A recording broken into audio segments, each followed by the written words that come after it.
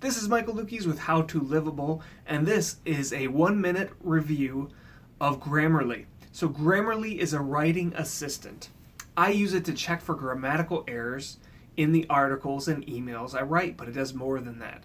It gives me tips on the style of my writing, helps me stay consistent with punctuation, and even helps evaluate my progress as a writer. So Grammarly checks writing in 3 key areas: correctness, so in spelling, grammar, and punctuation; clarity, helping you make sure that it's easy to understand; and engagement, which can determine if your content will captivate your audience and achieve your goals. Now, Grammarly also offers a plagiarism checker that ensures you're not plagiarizing content and helps you determine if your content is being stolen by others.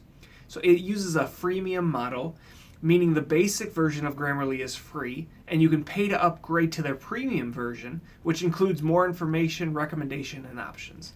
Grammarly can be installed in Google Chrome, Windows, Microsoft Office, and is compatible with phone keyboards, including the iPhone. It's also in beta for use on Google Docs.